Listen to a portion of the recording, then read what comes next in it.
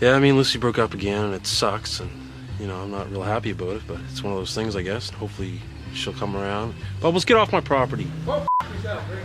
And hopefully she'll take me back, Until then, I'm perfectly happy living right here in this car, and hopefully she'll come around soon, I guess. Bubbles, freak off and get off my property! Want one?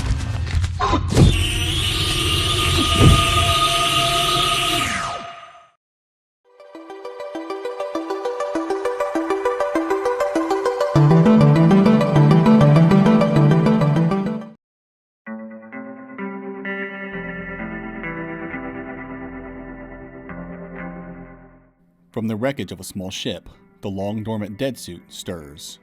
Powering up for the first time in ages, she stumbles forward doggedly, as if forcing life back into her ancient bones. The suit surveys an unfamiliar environment and spots the gaping maw of a dark cavern. Unclear of who, or what, she is, the dead suit presses onward. But for what purpose? For answers? For refuge? Not even the dead suit knows why she shuffles toward the harsh darkness. Ghost Song is something special. And I knew it was special the moment the music on its title screen hit my ears. Its synthwave, spacey guitars immediately transported me to a more melancholic time. In just a few notes, this track creates a bittersweet and inexplicable sadness that perfectly summarizes the tone for the rest of the game. But can a game dripping with angst just from its title screen really be any good? I guess that all depends on how lost you're willing to get in its atmosphere and characters. But I'll get into all that later. First, we have to talk about its gameplay. I know I just talked up Ghost Song, but now it's time to take it down a few pegs. As much as I love aspects of this game, its combat and movement are not among those aspects. It's not so much the actual combat, but how Blue moves. Oh, I'll be calling the main character Blue from here on out, because that's her nickname in the game, and I like it better than Dead Suit. Anyway, let's start with combat because I actually like it. Blue has an arm cannon that can be fired in 360 degrees if you hold down a button, though I'd have preferred a lock-on system instead because manually aiming at tiny flying bacteria monsters gets tiresome real quick. Plus, it's not really utilized in any meaningful way, like for solving puzzles, which this game does not have.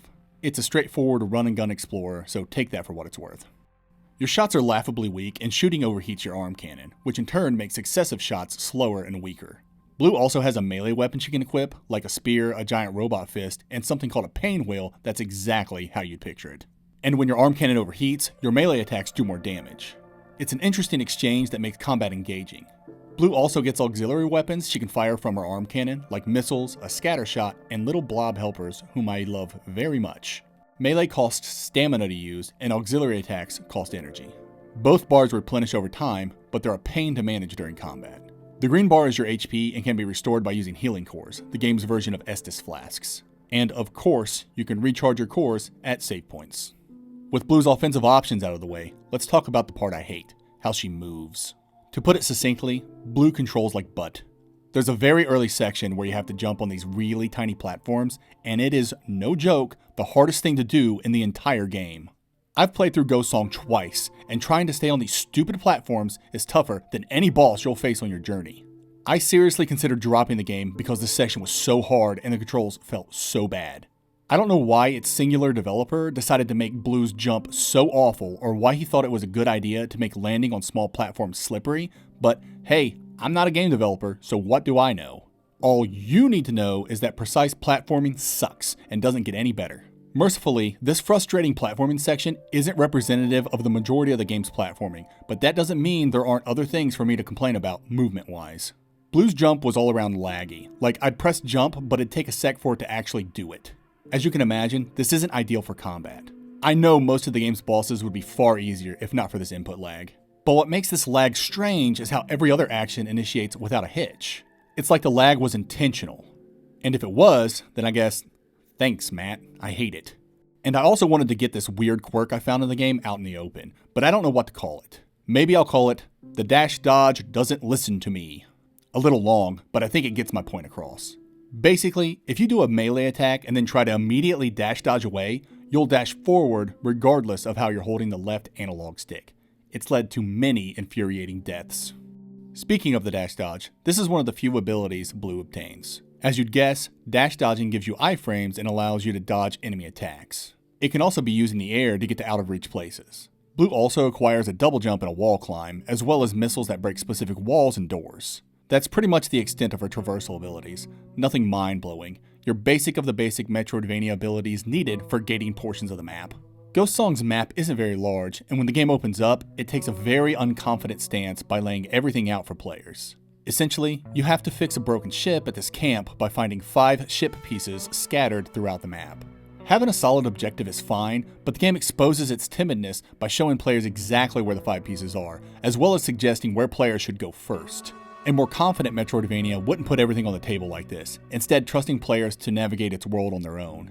Personally, I didn't have an issue with this, but I can see how this might irk Metroidvania purists. And I agree, this overt hand-holding damages the game's mystique and takes some of the exploration's fun away. Ghost Song also ends up being a little more guided than I prefer. It's rare, and this might be its only instance, but the game literally put up a barrier to stop me from exploring because it wanted me to do something in an area first. It was such a cheap way to guide the player, and damaged its immersion slightly. Ghost Song does some other things that compromise its fun. Can we talk about how needlessly punitive the game can be? Like any Soulsvania, death is punished by losing all your nanogel, the game's currency, and it forces players to do the walk of shame if they want it back. And you're going to want it back because nanogel is necessary to buy things and level up. More on that in a minute. But Ghost Song doesn't stop there. Not only does death take everything away, but it also permanently shaves off a percentage of your maximum HP each time you die. So when you get stuck on a particularly difficult boss, each loss results in less maximum HP. The only way to regain this loss is to repair yourself at these giant broken robots sprinkled throughout the map, which are never close to the bosses, let me assure you. And how do you repair yourself at these robots? With nanogel that you have 0 of because you lost it when you died. I can go farm some nanogel or use an item if I have it, but it's a hassle nonetheless. There's a difficulty setting that negates this loss of max HP, but I say get rid of the mechanic outright. Its inclusion didn't enhance the game, it just pissed me off. A few of the boss fights get kinda tough too. One was so bad that I nearly quit the game again. I don't know, man, I guess I was just having a bad night. I eventually overcame the boss by noping out of there and focusing on exploration. Once I got a bunch of cool stuff, I returned and easily spanked her. That's one of my favorite things in Metroidvanias. If I can't beat them, I'll come back completely overpowered and destroy them. And the best way to overwhelm your enemies is to level up like a crazy person. This is where I bring us back to the game's currency, nanogel. Anyone who's played a Soulsborne will immediately understand Ghost Song's leveling system. Collect nanogel dropped from defeated enemies to level up stats. There are 3 stats to level. Gunpowder to increase your arm cannon damage, Vigor to increase defense and HP, and Resolve to increase energy, stamina, and HP. Side note, don't level up Gunpowder. Trust me, your gun's so weak there's nothing you can do about it. Resolve is where it's at, boys. Regardless of whichever stat you increase, you'll also increase your power capacity. And the higher the power capacity, the more modules you can equip. Modules add perks, like reducing heat buildup in your arm cannon, which is stupid, so don't ever do that, or making flowers appear randomly around your feet so you can squash them to heal yourself. Though you can also use nanogel to buy modules in shops, the best modules are found during exploration. But they aren't the most exciting things you'll find during your travels. That honor goes to confrontations with bounty hunters and hidden bosses. As far as bosses go, there's a biome with a stalker type boss who scared the garbage out of me every time she appeared. And it was always a thrill to backtrack through a familiar area and accidentally bump into a bounty hunter that wasn't there the last 5 times you went that way. It keeps you on your toes and adds some much needed spice to those ordinarily mindless commutes. And these bounty hunters would pop up in seemingly innocuous places. The one that took me most by surprise was this invisible hunter in an unassuming tunnel I barely went through. And I would have missed her had I not heard her footsteps and saw her kicking up dust. It was exceptionally cool. Friendly NPCs can be found out and about too. Most will talk to expand characterization and world building, some will be a part of lengthy side quests, others will offer immediate rewards or do something completely unexpected. You never know what or who you're going to run into while running around, and it makes for one of the most exciting and fulfilling maps I've ever explored in a Metroidvania. That's not to say backtracking and exploration in Ghost Song is perfect. Far from it. In fact, this leads me to my biggest complaint. Ghost Song doesn't respect your time. The game world really isn't that big, thank God, but it feels much bigger because you'll have to traverse it many times. It does this weird thing where it has save points all over the place, but limits fast travel and leveling up to the giant broken robots I mentioned earlier, of which there are far less hanging around than there are save points. I'll never understand this. Why not let save points do everything? This would make backtracking so much easier. I understand the game's designed this way to facilitate players stumbling across NPCs and bounty hunters, and I totally agree that randomly finding these things adds a lot to the game, but I counter with this. Isn't that what forcing players to backtrack with the ship parts is for? Whenever you get a ship piece, the game locks fast travel and makes players trek all the way back to camp on foot. Every time. For all 5 pieces. These parts feel like the perfect opportunity to guide players into NPCs and bounty hunter interactions. Limiting fast travel to just the robots during any other time feels like an artificial way to pad the game. But I can grant Ghost Song some grace for disrespecting my time because its padding allowed for more time to immerse myself in its exceptional atmosphere.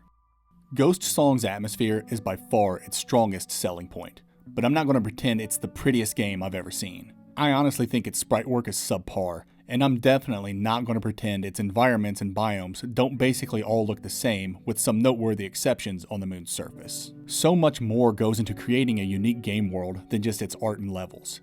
Its music, its characters, its writing, its sound design. All of it needs to work together to bring a fictional world to life, and Ghost Song's world brims with life. I mentioned during the game's introduction that the track on the game's title screen sets a melancholic tone that summarizes the game nicely, but there's so much more emotion on offer here. Anxious tension as I first delved into the game's caverns. The disgust scratching my skin as I listened to the wet squelches from the pulsating fungi. Or are they larva eggs? As I go deeper, the pulsating gets louder, my skin itchier. I grit my teeth to stave off the discomfort and approach the throbbing mass blocking my way. I fire upon it, each blast hitting its mark, chipping away at the tumorous blockade. Louder and louder the thrumming squelches until I feel its vibrations in my skull. Another shot, then another.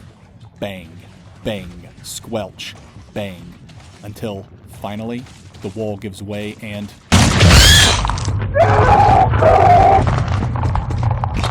Not gonna lie, this part got me. Looking back, it seems silly I'd have gotten so frightened, but in the moment, I was immersed. I'd credit the sound design. Of course the environment and music had a hand, but the sounds took it to the next level and sucked me in. Rarely does a game get me so invested so early. It brilliantly sets the tone and puts players on edge. After this scene, a pervading sense of dread lingered over everything I did. I approached every empty tunnel with caution and trusted nothing, as even the environment was camouflaging hideous monstrosities that attacked whenever I'd put my guard down. My muscles tensed at the slightest noise, and I've never felt so isolated, alone. The ultimate goal of nearly every Metroidvania. Then, I met Roper. We have food, if you're hungry. Not much, mushrooms and roots mostly, but you're welcome to join us. Okay. Your first friendly face in this hostile world. The tension, the dread, the anxiety, all of it lifted instantly from a simple friendly gesture. My relief at this moment was tangible.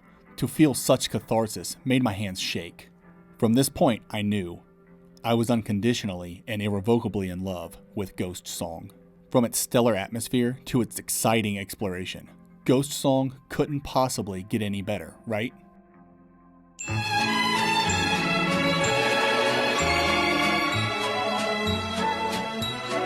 The narrative in Ghost Song is a masterclass in storytelling. To be truthful, the plot isn't going to set the genre on fire, but I liked it. I don't mind a little oddness in my sci-fi. But what really makes the narrative so wonderful are its characters. Blue, Roper, Pasha, Geely, Gambler, Raven, Matilda, Molly. They were all so well written and likable, and the dialogue in this game excels. As I tell my students, any scene, written or on the screen, should be doing one of 3 things: characterizing, world building, or advancing the plot. And the best scenes do all 3. Admittedly, Ghost Song's plot moves pretty slowly, but every interaction is full of brilliant characterization, world building, and even some subtle smart humor. Nothing works without a nose as the anchor. Some of the writing's so good it makes me jealous. For what it's worth, I teach poetry, and some of the things Gambler said impressed me. Normally, I hate excessive dialogue in Metroidvanias, but Ghost Song made every interaction a delight. I fell in love with Blue. She's a unique protagonist in that there's a deliberate wall constructed between her and the player, one that normally make connecting with her difficult. but not blue. Somehow, our disconnect was endearing and only drew me closer to her, a testament to the devs' writing prowess. I could go on and on about Ghost Song's narrative and characters because they really are that great, and I haven't even touched on the environmental storytelling, which is done very well. But I'd rather let you experience it all for yourself and end this portion by commenting on the ending. No spoilers, of course. Upon doing some post-game research, Ghost Song has two endings, neither being considered true as they're both similar. I ended up getting the Pasha ending, which most would agree is the best ending. It can be unlocked by finding something in the game that's pretty well hidden, and upon finding it and talking to Pasha at camp, my jaw dropped. It's such a simple revelation, yet it had eluded me. Probably because I was so caught up in all the other characters' lives. Anyway, I watched the ending unfold, the credits began to roll, and I started to cry. The characters and this world had affected me so deeply. Ghost Song truly was an incredible experience. But it's far from perfect, as you probably gathered from how much I criticized it. Some of its design choices were questionable, like Blue's overall movement and the excruciating amounts of backtracking, and there were some parts in the early game that made me want to quit. But I'm glad I stuck it out to the end. It took about 12 hours to complete on my first playthrough, and that time was unforgettable. I probably only collected half of the game's modules, and some of the side quests and NPC locations were ridiculously obscure. I hate that I missed so much content. But on the plus side, I have a really good reason to dive back in to explore the moon of Lorien. I emphatically recommend Ghost Song to even the most hardcore Metroidvania fans, though newcomers might want to approach with caution as it can be overly difficult in a few areas. But if you can forgive its initial missteps and awkward design choices, you're in for one of the most atmospheric sci-fi Metroidvanias you'll ever play. In the pantheon of Metroidvanias, Ghost Song stands tall with some of the greats. Ah!